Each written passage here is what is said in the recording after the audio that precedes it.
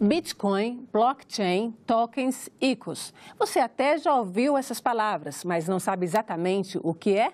Criadas em 2009, as moedas virtuais se popularizaram nos últimos anos e atraíram a atenção dos investidores. Neste Agenda Econômica, nós vamos tentar traduzir essa nova linguagem e explicar como funciona o dinheiro virtual, suas vantagens e desvantagens. Nosso convidado é o advogado especialista em direito digital, Fernando Barrueco. Ele é diretor da recém-criada Bolsa de Moedas Virtuais Empresariais de São Paulo, a Bomesp. Fernando, muito obrigada pela sua presença aqui no Agenda Econômica. Eu que agradeço o convite.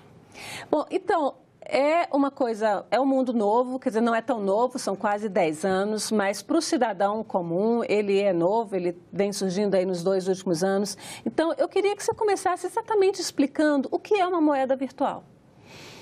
A moeda virtual ela nasceu com o white paper, né, que é o papel escrito pelo Satoshi Nakamoto. Satoshi Nakamoto é um pseudônimo, né? Ela veio em resposta à crise de 2008. E a primeira transação que ocorreu do Bitcoin foi em 3 de janeiro de 2009. Essa transação foi entre Satoshi Nakamoto e Ralph Finney. Então, até se especula que talvez tenha sido o Ralph Finney um dos criadores do Bitcoin, juntamente com mais outros 2 cientistas na área de criptografia, que seria o Wei Dai e o Nick Szabo. Mas essa ideia de uma moeda virtual, ela não era nem de 2008, ela já era na década de 90 e 94, quando eles tentavam criar uma moeda que era o BitGold, que também tinha essa ideia de fazer a transferência de uma pessoa para outra, né? E o problema era do duplo pagamento. Então, como é que foi resolvida essa questão do duplo pagamento? Através do blockchain.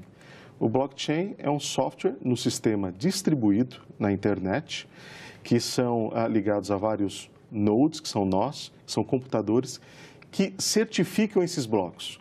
Então, a certificação desses blocos, e ela é feita de forma global, em milhares de computadores pelo mundo, foi possibilitado você criar esse livro-razão de crédito e débito.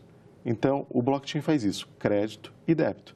E só assim, com o blockchain, foi possível nascer o Bitcoin e depois todas as demais moedas virtuais. Você falou em duplo pagamento. O que seria esse duplo pagamento na ideia do BitGold original?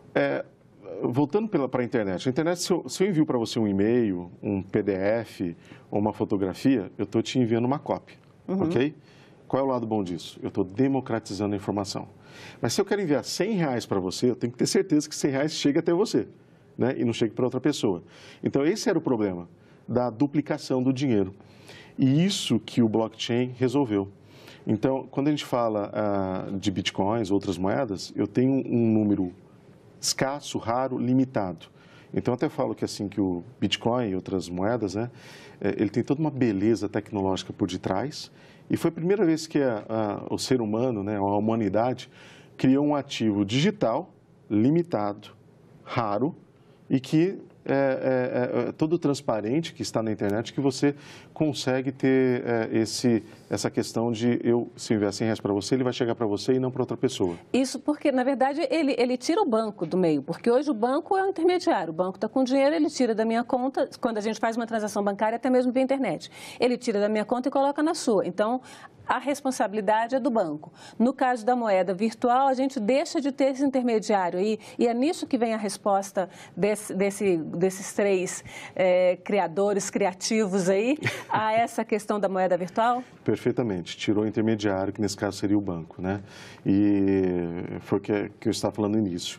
Então, essa questão que eles conseguiram resolver da retirada do intermediário, tanto que o white paper do Satoshi Nakamoto chama Peer-to-Peer Cash System. O que é o peer-to-peer? Ponta a ponta, né? E sem intermediários. Agora, esse é um dinheiro que não existe? Ele é virtual, e não só por ele ser virtual, não quer dizer que ele não exista. Sim, ele existe. E ele tanto existe que a gente consegue, quando tem acesso ao blockchain, a gente consegue enxergar todos os bitcoins que existem no blockchain.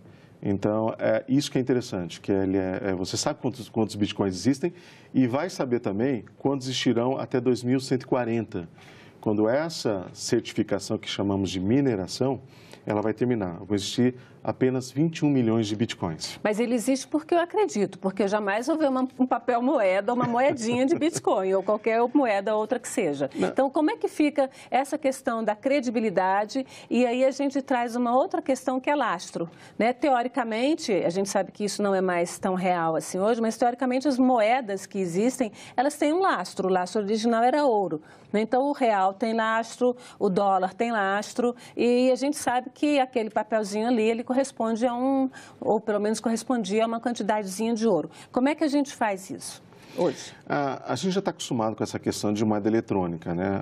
A gente, hoje no banco, quando a gente vai pegar sua conta digital, você vê lá, você tem suas moedas eletrônicas, né? A diferença é que aquilo lá, como você disse, é o banco que está garantindo, que está fazendo esse livro razão. No Bitcoin, é o blockchain que vai fazer esse papel, sem a intervenção humana, só com a certificação. Ele seria trustless. O que seria o trustless? A confiança é dada por várias pessoas. E se uma pessoa quiser fraudar, ela automaticamente aquela fraude, ou aquela tentativa, ela já é excluída, porque todo o sistema está de olho naquele blocos, por isso chama blockchain, cadeia de blocos, corrente de blocos. E para quem está certificando aquele bloco, tem uma recompensa. A recompensa é em bitcoins, tá? Então, essa questão do lastro, eu acho ela muito relativa em falar em lastro, né? Eu gosto de equiparar o Bitcoin a uma obra de arte, do Picasso, por exemplo. O que me diz porque tela e tinta valem milhões? Porque as pessoas acreditam naquilo, entendem e creem que aquilo vale milhões de dólares. E o Bitcoin? O Bitcoin nada mais é também uma obra de arte na tecnologia. Mas uma tela do Picasso, pelo menos uma pessoa vai ter. Eu insisto um pouco nisso porque é uma coisa completamente nova você acreditar. O que eu vou te vender? Você vai me dar Bitcoin para receber o quê? Eu vou te vender uma casa e você vai me pagar em Bitcoin? Ora, eu estou entregando uma casa, um imóvel, ou um carro, ou um copo d'água que seja. Eu estou te entregando algo palpável e você vai me entregar uma coisa que... O que eu vou fazer com aquilo? Passar para frente? Você passa para frente, porque hoje o Bitcoin tem liquidez, ele é dinheiro imediato. Então ele acabou sendo aceito em toda a comunidade no mundo todo como uma moeda corrente, como foi o ouro atrás, como foi o sal. E hoje, então eu tenho uma commodity digital. Então o Bitcoin ele serve para isso. Então, como ele tem, agora a gente falar de lastro, o Nixon em 1971 ele acabou com o lastro do dólar, né? O dólar não tem lastro também. Então, a gente sabe que, pelo menos o Bitcoin, eu sei que vão ter 21 milhões até 2140. Eu não sei quanto tem de dólares em circulação, a gente sabe que é uma máquina desenfreada. Até alguns economistas dizem que vai ocorrer um reset. Quer dizer, vão desligar um dia essa questão do dólar e a gente não sabe o que vai acontecer. De repente, pode até ser o momento ideal para as criptomoedas entrarem em ação de forma firme, né? A gente tem aí um mercado imenso, tá? Esse mercado está há 10 anos, você considera que já é um mercado estável? Para a gente ter uma ideia dos números, a gente preparou até alguns dados coletados de sites e nos apoiados por vocês, o tamanho desse mercado de criptomoedas, né? A gente pegou aqui mundo e Brasil, embora a gente saiba que ele é um mercado mundial por excelência, tamanho do mercado, 220 bilhões de reais em ativos, né? Seria Perfeito. o valor, né? Bilhões de dólares, desculpa. Em ativos. Negociação diária circulam por dia 17 bilhões de dólares em média. Participação no mercado do Bitcoin, que é a sigla BTC, 51,6% mais ou menos, até porque a primeira moeda é a mais confiável, é isso também? Sim, a primeira moeda... E no Brasil, esses números de 16 milhões são o quê? Moeda brasileira? Na verdade, esses 6 milhões é uma moeda feita por brasileiros, criada, na verdade, pela própria BOMES, que eu sou diretor, que é a Bolsa de Moedas Virtuais Empresariais de São Paulo. Nós fizemos uma oferta pública dessa moeda ano passado, foi arrecadado um dinheiro e hoje o mercado dela tem esse valor. Ano passado, 2017. 2017, tá. Perdão, em 2017. Tanto que esses 16 milhões, ele equivale hoje a essa moeda, ou esse token, ele foi chamado de Niobium Coin, NBC, e hoje ele tem esse tamanho de 16 milhões das que estão em circulação. Ela existe mais, a própria Momes tem 45% desses ativos. Então, no futuro, certamente, poderá dobrar esse número ou chegar a mais de 100 milhões, certamente a gente acredita. É um mercado novo, cheio de expressões novas, termos novos e todos em inglês, né? Então, assim, a gente tentou colocar algumas coisas em português e até a gente fez um vocabuláriozinho básico aí desse dinheiro virtual que eu vou pedir para deixar aqui na tela, que até para dar uma ajuda você explicar para a gente. Então, você falou em tokens, explica um pouquinho o que é a moeda, o que é o token, e aí tem o utility coins, né? Que a tradução literal a gente colocou aí, são as moedas de utilidade, valor mobiliário, ativo não financeiro. Mas explica o que funciona, o que faz qual é a função de cada item desses, né? Não dá nem exatamente para a gente saber o que é assim de cara, né? Vamos começar, apesar de estar mais no fim, pelo blockchain, que é a base, né? Onde é montada toda essa estrutura de dinheiro virtual. As criptomoedas só existem devido ao blockchain, né? Que eu já falei bastante no começo, né, da entrevista, que é esse software num sistema distribuído que vai certificando e que ele evita essa questão do gasto do pagamento duplo, né? É um sistema criptografado. Só com ele foi possível tirar as moedas virtuais. Os utility coins são moedas de utilidade e, na verdade, existem dois grandes grupos no mundo, né? Que eu divido as moedas de utilidade e as moedas que são valores mobiliários. E na verdade, utility token e security token são muito parecidos, tá? Eu diria que é praticamente a mesma coisa. Depende de cada pessoa que esteja utilizando. Mas eu tenho o grupo de utility e de security. Utility, utilidade. Security quer dizer valor mobiliário em inglês, ok? Utility. Para o valor mobiliário, a gente pode traduzir, numa linguagem mais popular, por uma ação. Sim, uma né? ação, uma ação de uma empresa é um valor mobiliário. Ou uma debêntures, ou uma oferta pública de um contrato coletivo. É um ativo financeiro. E uma security. Que é uma security. Que é uma é uma security. E uma utility? Perfeito. Utility, eu gosto de definir como fichinha de quermesse. Tá? Para a gente entender bem fácil. Então, quando você vai na quermesse, a paróquia emite umas fichinhas, dinheiro que você compra pipoca, quentão, refrigerante. Então, ela tem uma utilidade. Né? E nesse mundo de utilidade, já existem as empresas que emitem moedas, só que não no blockchain. Eu posso falar dos Correios, por exemplo. Os Correios, eu até estive no Correios Par, a gente está discutindo mesmo, me deram essa permissão para falar aqui, o selo digital. Eu montar agora que o selo é uma moeda. Tá? É uma moeda, é um ativo não financeiro. E o selo, a gente sabe que ele circula. Para quê? Para pagar a postagem.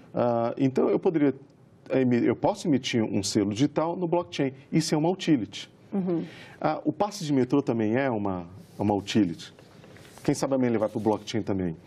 Outras coisas também, o vale-refeição, aquela fichinha da telefonia antiga, tudo isso é utility. E você pode passar isso para o blockchain.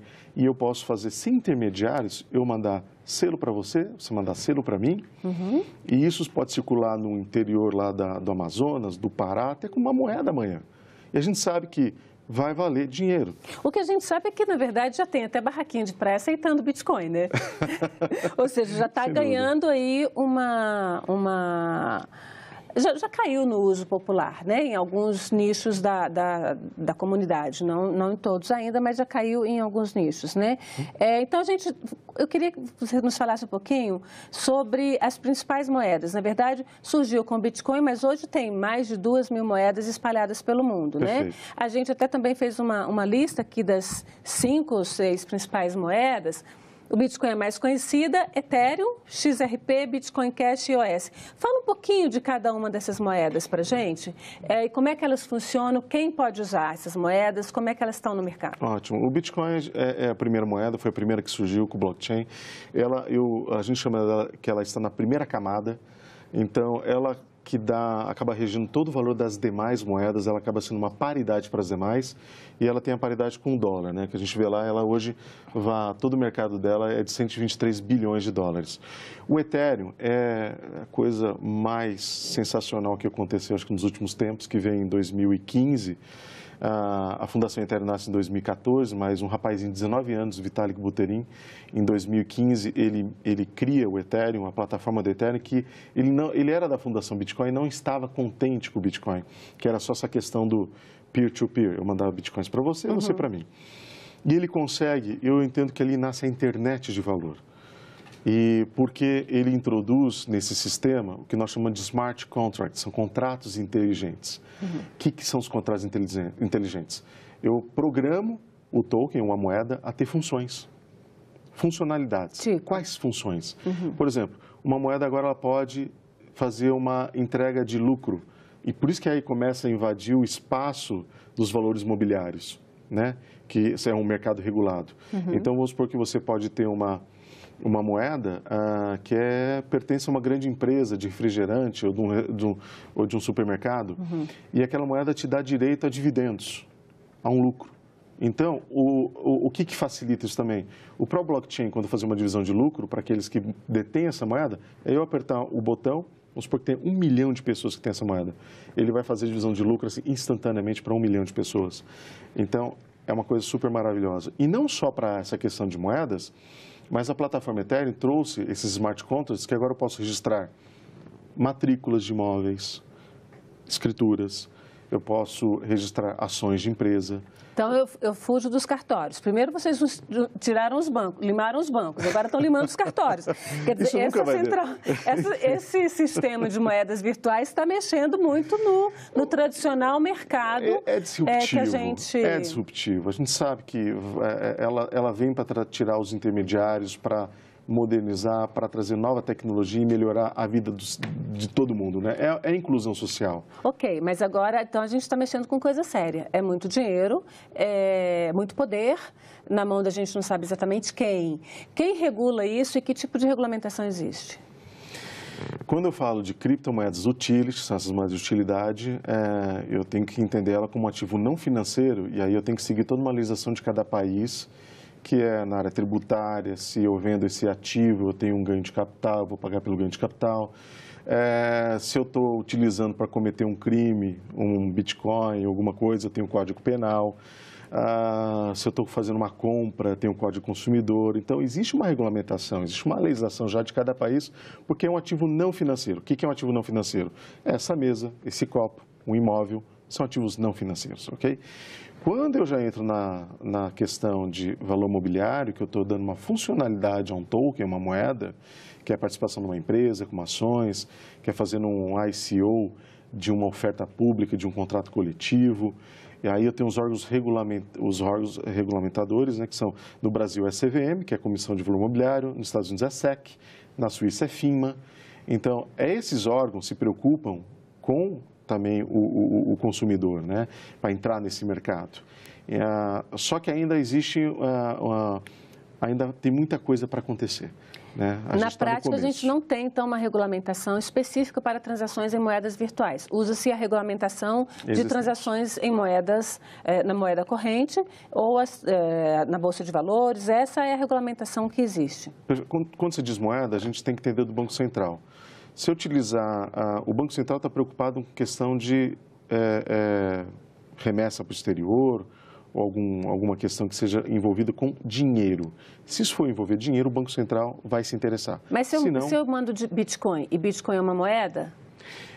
Aquela definição de moeda, a gente tem que ser moeda na acepção, na concepção econômica do termo, e não jurídica. Econômica o ouro já foi moeda, o sal já foi moeda e o Bitcoin é moeda hoje. Mas juridicamente não, porque então ela é o que juridicamente? Não é nada ainda? Ativo não financeiro. É uma commodity digital. Então a gente tem que entender dessa forma e tratar dessa forma.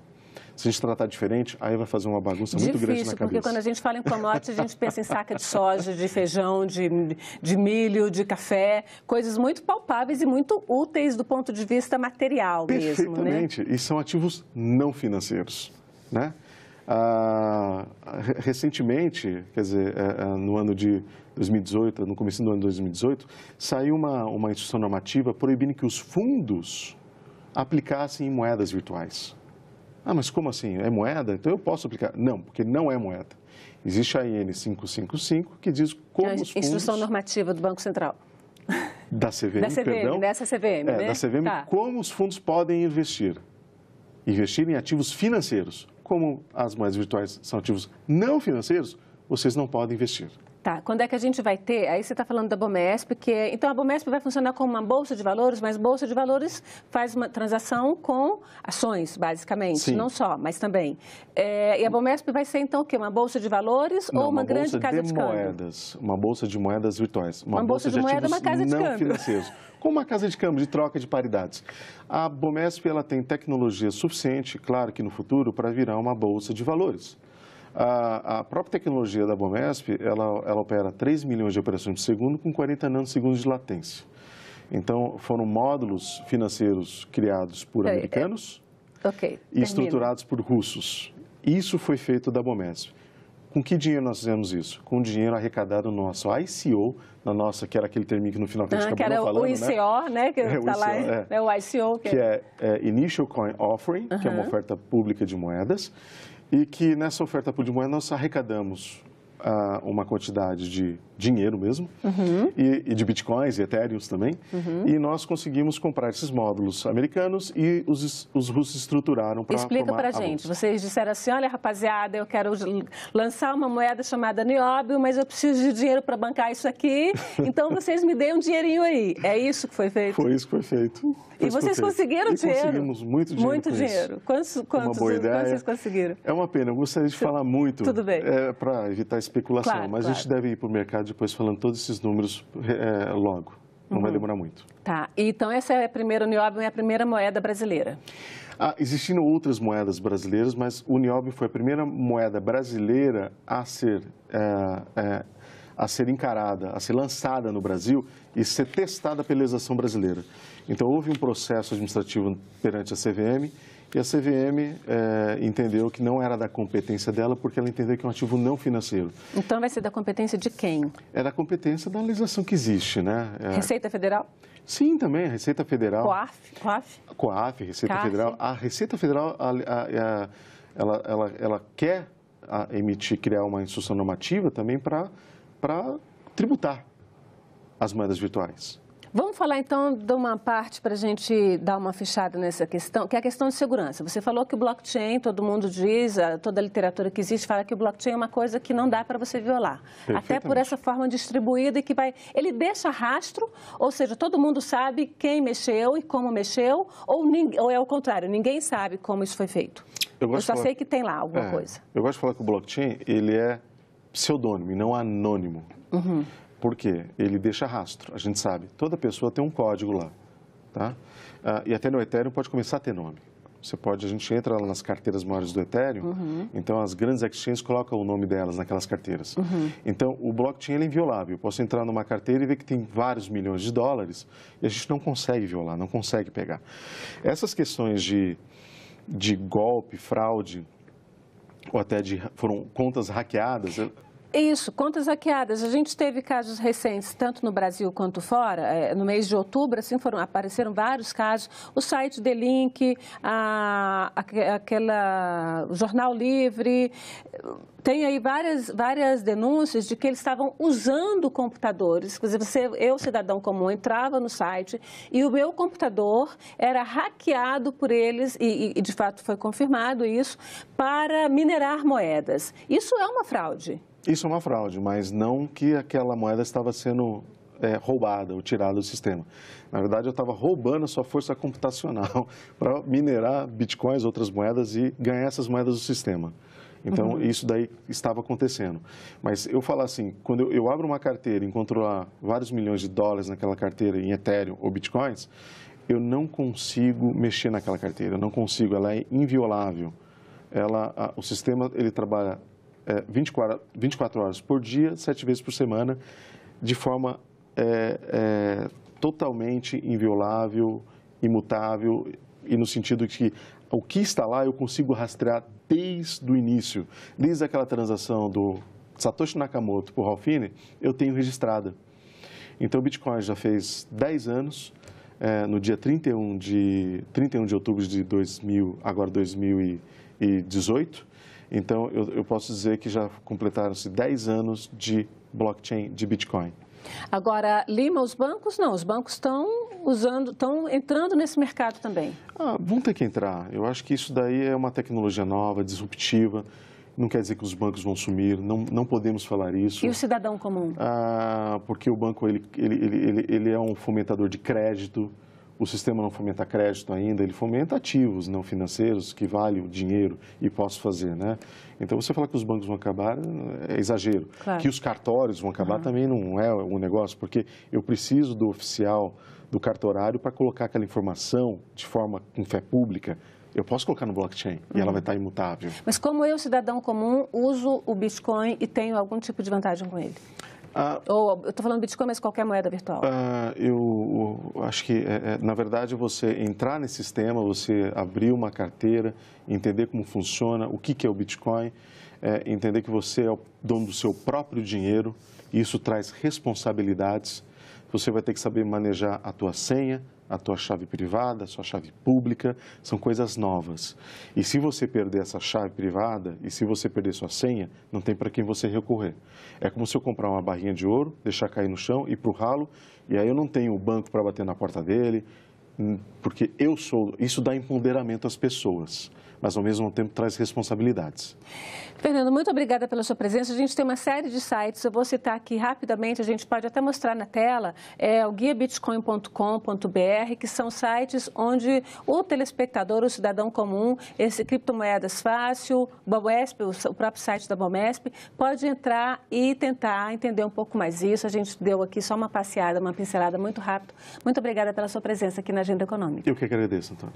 Obrigado. Muito obrigada também a você, telespectador, que nos acompanhou até aqui. Se quiser rever este programa, indicar para alguém, acesse nossa página na internet, senado.leg.br ou o canal no YouTube, youtube.com/TV Senado. Mande seus comentários e sugestões pelo telefone 0800 612211 ou pelo e-mail agendaeconomica@senado.leg.br.